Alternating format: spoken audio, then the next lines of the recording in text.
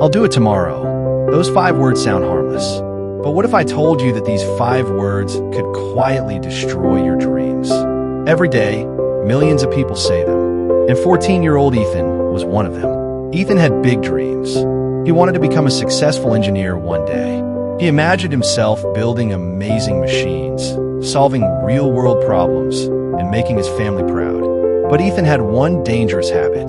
Whenever he had something important to do, he always said, "I'll do it tomorrow." One evening, Ethan came home from school with a new idea. He wanted to build a simple machine that could help save water. He was excited. He opened his notebook and started planning his idea. But after a few minutes, he looked at his phone. "I'll just watch one video," he thought. One video became 5. Soon, it was time for dinner. Ethan closed his notebook. "I'll start tomorrow," he said. The next day, Ethan came home and saw his unfinished project on the desk. He knew he should continue, but he had homework. "I'll start after I finish my homework." After finishing his homework, Ethan felt tired. "I'll do it tomorrow."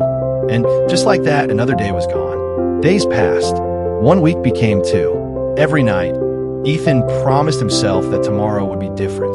But tomorrow always became another tomorrow. One morning, Ethan looked at his notebook.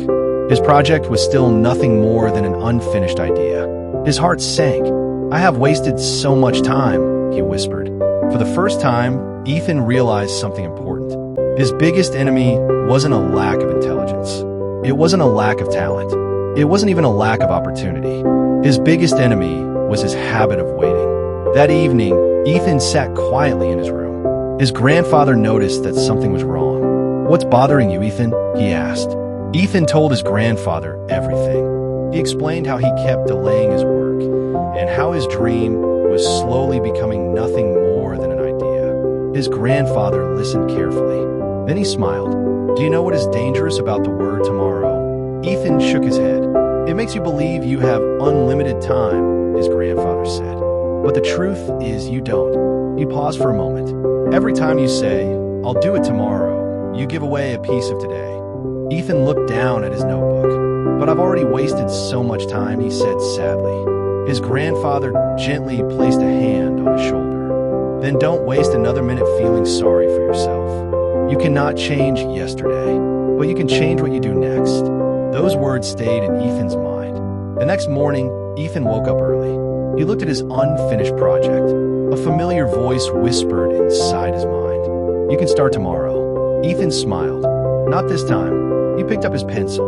Today, he began researching water-saving machines. The first design failed. Ethan tried again. The second design broke. He felt frustrated.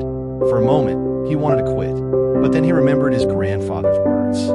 "You cannot change yesterday, but you can change what you do next." Ethan took a deep breath. "I've already wasted enough time," he said to himself. "I'm not giving up now." From that day on, Ethan worked on his project every afternoon. He watched educational videos. He asked his teacher questions. He experimented with different designs. He built small parts using recycled materials. Some experiments failed. Some ideas didn't work. Sometimes Ethan felt like giving up. But every time he failed, he reminded himself, "Failure is not the end. I just need to try again." Slowly, his project began to improve. One small step at a time. One mistake at a time. One lesson at a time. Finally, after weeks of hard work, Ethan's machine worked.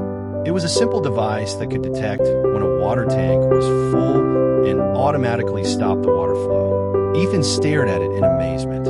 For a moment, he couldn't believe it. The same boy who once kept saying, "I'll do it tomorrow," had finally finished what he started.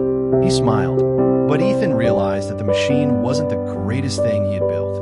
The greatest thing he had built was a new version of himself. Moral: never give up. You may have wasted time. You may have failed. You may even feel like you started too late. But remember, your story is not over. You cannot change yesterday. You cannot control tomorrow. But you can choose what you do today. So stop saying, "I'll do it tomorrow." Start today.